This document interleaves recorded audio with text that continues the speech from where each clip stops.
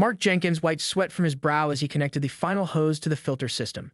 The late May sun beat down on his back, turning the simple task of setting up the family's above-ground pool into a workout.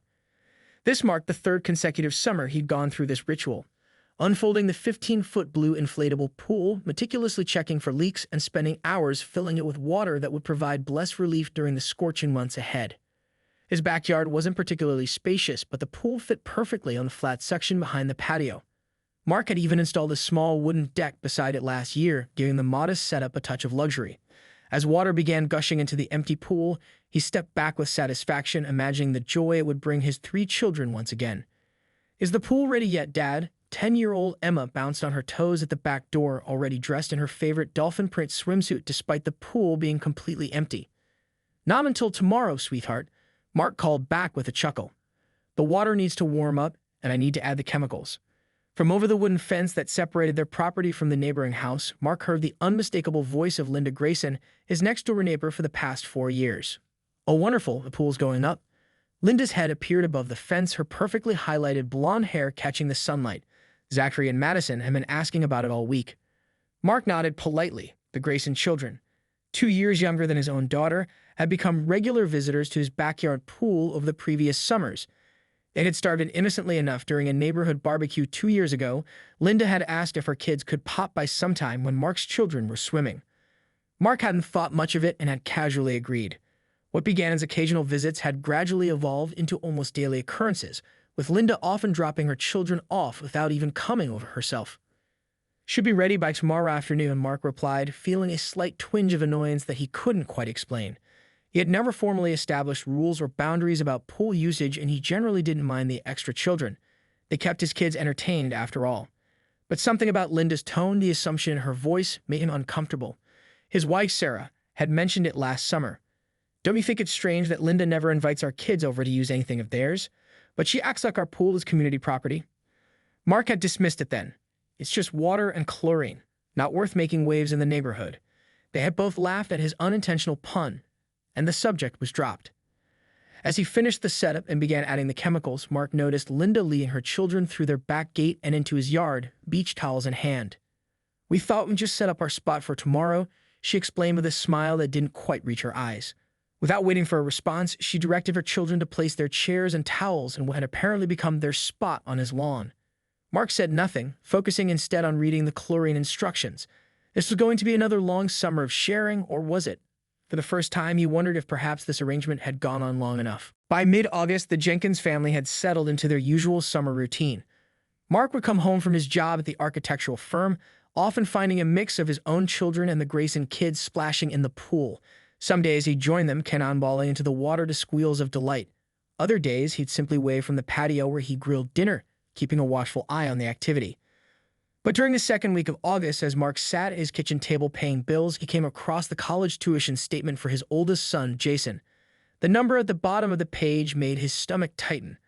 Though they had saved for this moment, seeing the actual figure brought reality crashing down. "We need to be smarter about expenses," he mentioned to Sarah that night after the kids were in bed. "And I've been thinking about finally doing that backyard project we've talked about." Sarah leaned against the counter, cradling a mug of tea in her hands. "The one with the fire pit? I thought we were waiting until next year." Mark shook his head. "If we start in September, we can have it done before the holidays. Imagine having family gatherings around a fire pit instead of staring at a covered pool all winter." "What about the pool for the rest of this summer?" Sarah asked. "I think we've gotten our use out of it," Mark replied. "Jason leaves for orientation in 2 weeks anyway. And honestly, I'm tired of maintaining a pool that seems to be used by the entire neighborhood."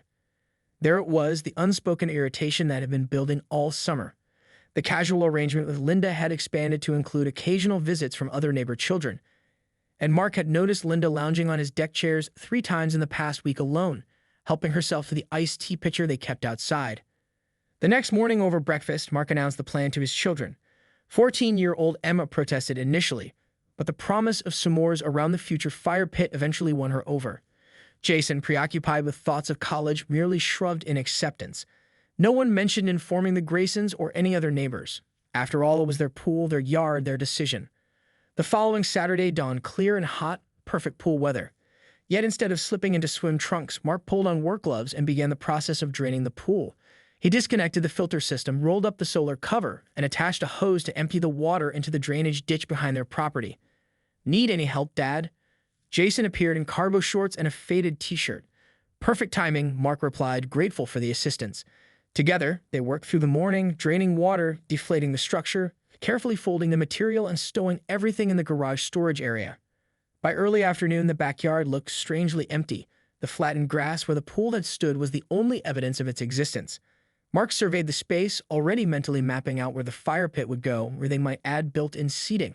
There was something freeing about reclaiming this piece of their property. "Looks weird without it," Jason observed, standing beside his father. Mark nodded. "Change usually does at first, but it'll be great once we get the new setup finished." Neither of them noticed Linda standing at her upstairs window, phone in hand, watching the transformation with growing disbelief. Sunday morning greeted Mark with perfect weather for yard work. After sleeping better than he had in weeks, no longer anticipating the sound of splashing and squealing that usually woke him on weekend mornings, he enjoyed a leisurely breakfast with Sarah before heading outside to mow the lawn. The gentle hum of the lawnmower was oddly satisfying as he pushed it in neat rows across his backyard. He had just rounded the corner near his newly empty patch of lawn when movement caught his eye. Linda Grayson was marching across her yard toward their shared property line, her face set in a rigid mask of displeasure. Behind her trailed her two children, Zachary and Madison, both dressed in swimsuits and clutching pool toys. Mark turned off the mower, the sudden silence making the confrontation feel even more dramatic. "What happened to the pool?" Linda's voice carried across the yard, sharp enough that Mark noticed his next-door neighbor on the opposite side glance up from his gardening. "Good morning, Linda," Mark replied, deliberately keeping his tone casual. "We decided to take it down early this year." Linda stepped right up to the property line, her manicured fingers gripping the fence. Without saying anything to us, the kids were all ready for their swim day. She gestured toward her children, who stood awkwardly behind her, the boy kicking at the grass with his flip-flop. Mark felt a flash of irritation but kept his expression neutral. "I didn't realize I needed to check with you about changes to my backyard." "Don't be ridiculous, Mark." Linda's voice rose slightly. "This isn't just about your backyard. That pool has been part of the neighborhood summer for years now. The kids count on it." The entitled tone in her voice struck Mark like a physical blow. Had he really allowed this situation to evolve to the point where his neighbors felt they had rights to his property? "I'm sorry if there was a misunderstanding," he said carefully, "but it's actually just our family pool. We've been happy to have your kids join ours for swims, but we're planning a renovation for the fall and decided to get a head start." Linda's face flushed scarlet. "Our families have been sharing that pool for 3 summers. You can't just unilaterally decide to take it away without consulting everyone who uses it." Mark stared at her, genuinely confused by her perspective. "Linda, it's not a community pool. We bought it, we maintain it, we pay for the chemicals and the water. And we've contributed. I brought over pool noodles last year and popsicles almost every week." Her voice had taken on a shrill quality that made Mark wince. Behind Linda, Madison tugged at her mother's shirt. "Mom, it's okay. We can go to the community pool," the young girl whispered, looking embarrassed. Linda shook off her daughter's hand. "That's not the point, sweetie. The point is consideration for others." She turned back to Mark, eyes narrowed. "Our children will be devastated. They've been looking forward to swimming all week. You had no right to deprive them of their summer joy without at least discussing it with me first." Mark felt a flash of guilt, not for taking down his own pool, but for never having established clear boundaries from the beginning. "I'm sorry the kids are disappointed, but this is our decision to make," he said firmly, turning the mower back on to signal the end of the conversation. Tuesday afternoon brought a welcome respite from the weekend's drama. Mark had spent the past 2 days at work, focusing on finalizing designs for a new office building downtown. The confrontation with Linda had faded to the back of his mind as he immersed himself in blueprints and client meetings. He pulled into his driveway just after 5:30, noticing that his son's car was missing, probably at pre-college orientation, and Sarah wouldn't be home for another hour from her shift at the hospital. It was just as well he could use some quiet time to decompress from the day. Mark entered through the front door, set down his briefcase, and headed to the kitchen for a cold drink. As he passed the large bay window overlooking the backyard, movement caught his eye. He stopped mid-stride, squinting against the late afternoon sun. There in his backyard was Linda Grayson. She wasn't just standing there, she was actively walking the perimeter of where the pool had been. A yellow measuring tape extended from one edge of the space to the other. A small notebook lay open on the patio table, and she appeared to be writing down measurements. For a moment, Mark stood frozen in disbelief. Was he really seeing his neighbor trespassing on his property, measuring his yard as if she had every right to be there? He slid open the patio door with more force than necessary, the loud scrape of metal against track announcing his presence. Linda looked up, but remarkably, showed no sign of embarrassment or guilt at being caught. Instead, she nodded as if he'd arrived right on schedule for an appointment. "Oh, good, you're home," she said, retracting the measuring tape with a metallic snap. "I wanted to make sure I had accurate dimensions." "What are you doing in my yard?" Mark asked, his voice tight with controlled anger. "You're trespassing, Linda." She waved a dismissive hand. "Don't be so dramatic. I'm simply documenting the recreational space for the HOA records." Mark took a deep breath. The Jenkins neighborhood had a minimally active homeowners association that primarily dealt with holiday decorations and community garage sales. They certainly had no jurisdiction over private backyard structures. "There's nothing to document. This is private property, my private property, and you need to leave. Now." Linda's pleasant facade cracked slightly. "You don't understand the implications of what you've done, Mark. This pool area has established precedent as a neighborhood recreational facility. The HOA needs to be informed of its removal."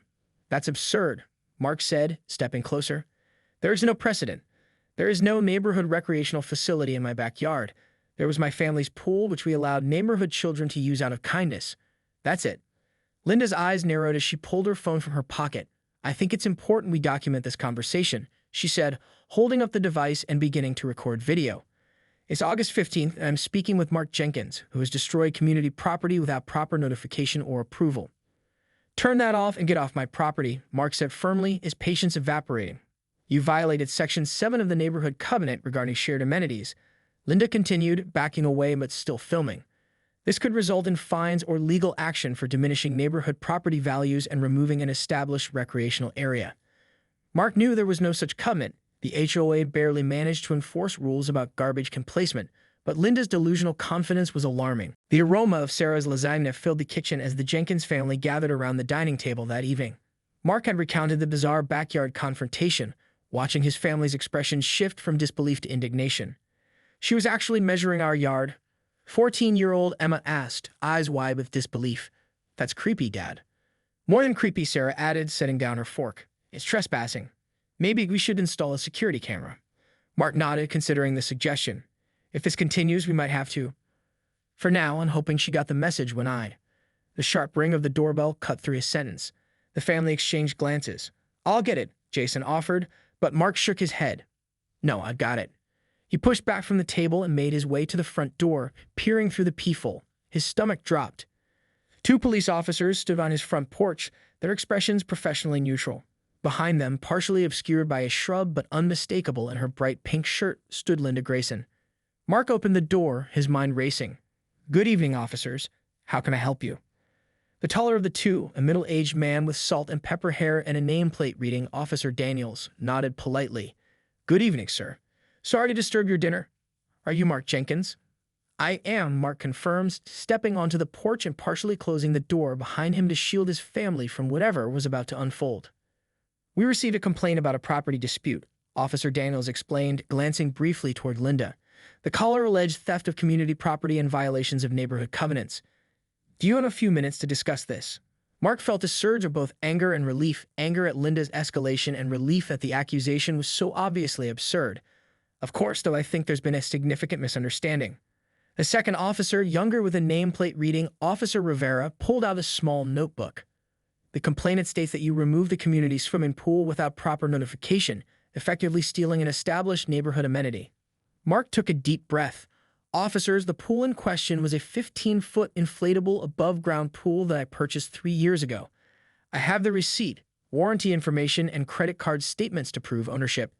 It was in my backyard on my property, and I decided to take it down early this year for a renovation project." Officer Daniels nodded slowly, his expression shifting subtly. "I see. And were there any formal agreements regarding neighborhood use of this pool?" "None whatsoever," Mark replied firmly. "We occasionally allowed some neighbor children to swim with our kids as a courtesy, but there was never any agreement, written or verbal, regarding shared ownership or mandatory access." From her position near the patrol car, Linda called out, "That's not true." It was understood by everyone that. Officer Rivera turned toward her with a raised hand. "Ma'am, please wait by the vehicle as we discussed." Linda fell silent, her arms crossed tightly across her chest. "Would you happen to have any of that documentation handy?" Officer Daniels asked, his tone now suggesting this was mere formality. "Absolutely." Mark stepped back inside, returning moments later with a folder containing the pool purchase information and property boundary survey, from when they'd bought the house 5 years earlier. The officers reviewed the documents, exchanging a glance that clearly communicated their assessment of the situation. By Thursday morning, the story of the pool incident had spread through Oak Ridge Estates like wildfire. Mark first noticed the shift when he retrieved his newspaper, and Mrs. Abernathy from across the street, normally quick with a friendly wave, deliberately avoided eye contact. Later, as he backed out of his driveway to head to work, he spotted two women power walking past his house, their conversation stopping abruptly when they noticed him. The real revelation came at lunch when his phone buzzed with a text from his neighbor Tom, who lived 3 doors down. "Heads up, the neighborhood Facebook group is going crazy about your pool. Might want to check it out." Mark hadn't logged into the Oak Ridge Estates community page in months. He typically only used it to learn about garage sales or find recommendations for local contractors. With a sense of dread, he opened the app and found a post from Linda with over 60 comments. "Community alert. Neighborhood pool removed you without notice." Linda's post began, followed by a paragraph describing how a long-standing neighborhood recreational area had been unilaterally dismantled, causing heartbreak to local children and potentially decreasing property values. She never mentioned Mark by name, but her reference to the Blue Ranch on Sycamore Lane made identification obvious. The comments section had become a virtual battleground. "That pool has been there every summer since we moved in," wrote Diane Miller from 2 streets over. "My kids always looked forward to going over when the Jenkins kids were swimming. Mark should have at least sent out an email before taking it down." "Who pays for the water and chemicals?" "Mark does. It's his pool in his yard," countered Jim Barnes, Mark's next-door neighbor on the opposite side from Linda. "The entitlement here is unbelievable." "There's such a thing as neighborhood courtesy," responded Heather Wilson, whom Mark recognized as Linda's tennis partner. "When something becomes a community tradition, there's an implied responsibility to continue it." Mark scrolled through dozens more comments, a knot forming in his stomach. Neighbors he barely knew were weighing in on his property rights versus his community obligations. Some suggested he had acted selfishly. Others defended his right to do whatever he wished with his own yard. A few even proposed a neighborhood pool fund to purchase a replacement that would be officially shared. That evening, as Mark grilled burgers on the patio, he noticed unusual activity in the park at the end of their street. A small group of neighbors had gathered, and though he couldn't hear their conversation, their occasional glances toward his house made the topic clear. "This is surreal," he told Sarah as she joined him outside with a pitcher of lemonade. "Half the neighborhood is acting like I committed some kind of crime by taking down our own pool." Sarah shook her head, watching the group in the park. "I spoke with Jen at the hospital today. She lives on Maple Drive and said Linda's been going door to door collecting signatures for some kind of petition about preserving neighborhood recreational spaces. This has gotten completely out of hand." Mark flicked a burger, watching the smoke rise into the evening sky. "I never thought I'd become the villain of Oak Ridge Estates just for making a decision about my own backyard."